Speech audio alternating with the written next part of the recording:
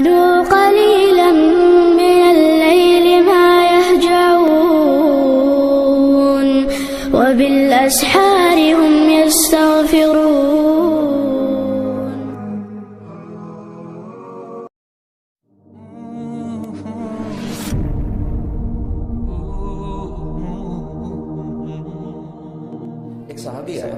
یا رسول اللہ میرا باپ میرا پیسہ مجھ سے پوچھے بغیر ہی خرچ کرتا. بات تو قانون کی اس نے ٹھیک کی تھی کہ اگر بیٹے کی کمائی ذاتی ہو، ذاتی باپ کی طرف سے نہ ہو، ذاتی محنت مزدوری کر کے ہو، تو باپ کو اجازت لے کے خرچ کرنا چاہیے. قانون یہ ہے. اس نے آ کے شکایت کر تو آپ نے اس کو بلوایا. جب اسے پتہ چلا کہ میرے بیٹے نے میری شکایت کی تو ان کو بڑا غم ہوا. تو عرب تو پیدائشی شاعر ہوتے تھے، ماں کا دودھ چھوڑتے تھے اور شعر کہنا شروع کر دیتے تھے. عرب کا ماحول ایسا تھا. تو اس کو انہیں جب پتہ چلا کہ میرے بیٹے نے میری شکایت کی تو ان کو رنج ہوا. تو انہیں کو شعر کہے، زبان سے نہیں، دل میں، دکھ میں آ کر اشعار. جب یہ آئے نا مسجد تو جبریل پہلے آ چکے. یا رسول اللہ تعالیٰ فرما رہے ہیں کہ آپ ان کا کیس بعد میں سنیں، اس سے کہیں وہ شعر سنا جو تیری زبان پہ تو نہیں آئے پر اللہ نے سنا. میرے اللہ کی نظر کیسی ہے بتایا ہے، میرے اللہ کا سننا کیسا ہے بتا رہا ہوں. تو آپ نے کہا اچھا بھائی تیرا معاملہ تو ہم سنتے ہیں، لیکن پہلے تو بتا کہ وہ کون سے اشعار ہیں جو تو نے دل ہی دل میں کہے، زبان پر نہیں ہے اور اللہ نے اسے عرشوں پر سنا ہے. وہ کہنے لگا یا رسول اللہ ہم تو پہلے ہی آپ کا ایمان لائے ہیں، پر روز ہی ہمارا ایمان بڑھ جاتا ہے اس قسم کی چیزوں سے کہ آپ کا رب کیا طاقتور رب ہے جس نے میرے دل کی دھڑکنوں میں اٹھنے والی آواز کو بھی سن لیا. میں نے تو زبان سے ایک لفظ نہیں کہا تھا. میں نے کہا تو سنا کیا کہا تھا. اور یہ ایک آدمی سوچ رہا ہے، اب جتنے بیٹھے ہو سب اپنے دلوں میں پتہ نہیں کیا کیا سوچے جا رہا. وہ سب پر نظر کیے ہوئے، سب کو دیکھ رہا، سب کو سن رہا ہے. کیا کہا تھا؟ کہا جی میں نے کہا تھا غزوتک مولودا ومنتک یافع تعل بما اجنی علیک وتنہل وإذا ضاقتك بالسقم ليلة لم أبت لسقمك إلا ساهرا أتململ كأني أنا المتروك دونك بالذي تركت به دوني فعيني تهمل تخاف الردى نفسي عليك وإنها لتعلم أن الموت وقت مؤجل فلما بلغت السن والغاية التي إليها ماذا ما فيك كنت أؤمل جعلت جزائي غلزة وفظاظة كأنك أنت المنعم المتفضل فليتك إن لم تروا حق أبوتي فعلت كما الجابر جابر يفعل فأوليتني حق الجوار ولم تكن علي بمال دون مالك تبخل.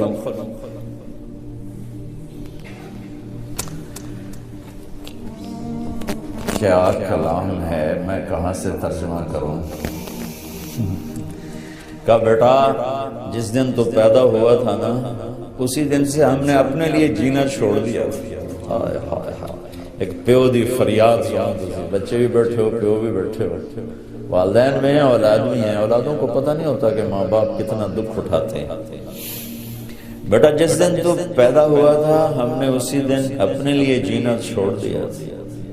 ہم نے تیرے لیے جینا شروع کیا، تجھے راحت پہنچانے کے لیے تکلیفوں سے ٹکر لی، تجھے گرم رکھنے کے لیے سرد ہواؤں کے تھپیڑوں سے لڑا، تمہیں ٹھنڈک پہنچانے کے لیے تپتی ریت میں تپتی ہواؤں سے ٹکر لی، تجھے سلانے کے لیے ساری ساری رات جاگا، تجھے کھلانے کے لیے اپنا پیٹ کاٹا، تجھے خوش رکھنے کے لیے غموں کو سینے سے لگا لیا، تمہیں سکھ پہنچانے کے لیے دکھوں سے صلح کر لیا کہ تو خوش رہے، تو خوش رہے. تیری خوشی دیکھنے کے لیے اپنے آپ کو مشقت کی چکی میں پیس کے رکھ. اور جب کبھی تو بیمار ہوتا تھا تو ساری رات تیرے سرانے گزر جاتی تھی، کبھی تیری ماں بیٹھی، کبھی تیرا باپ بیٹھا ہے کہ کہیں مر نہ جائے، کہیں مر نہ جائے۔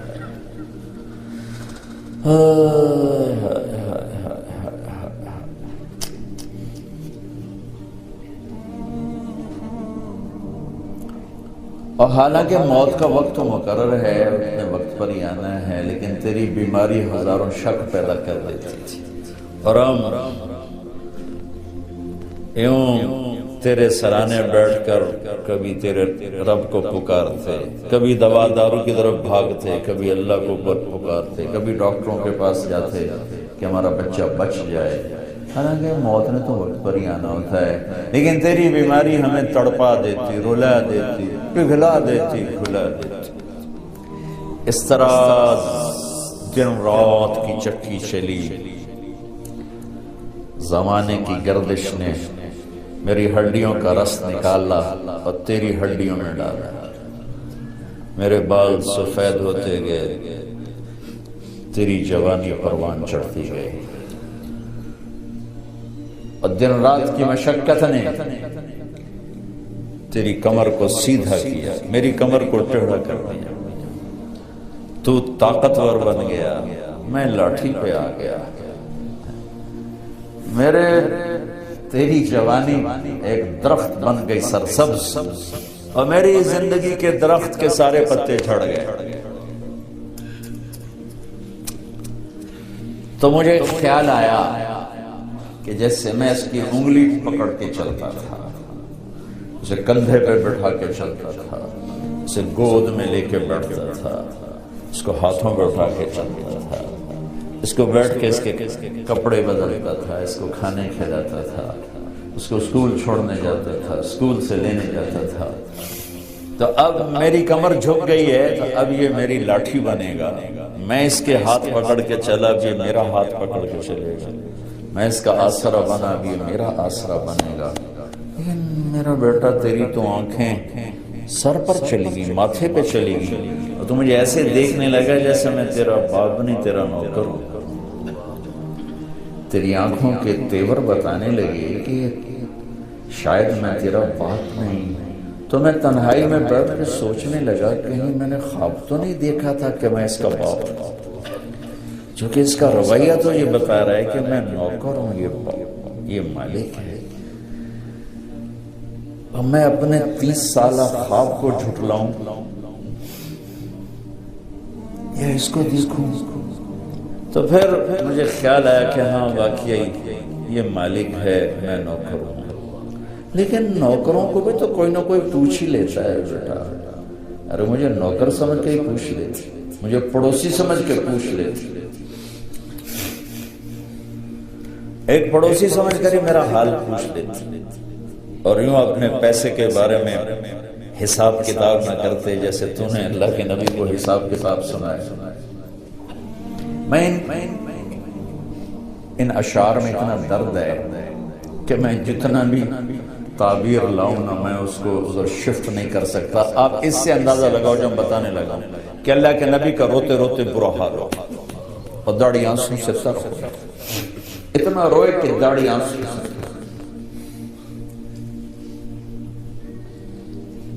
تو میں ان کو کیسے اردو میں کیسے لاؤں؟ ایک درد بھری فریاد ہے، درد بھری فریاد کا ترجمہ نہیں ہوا کرتا، الفاظ تھوڑے جے دس دیو بھئی اے آندہ دے، درد کو کہاں سے پیش کرو؟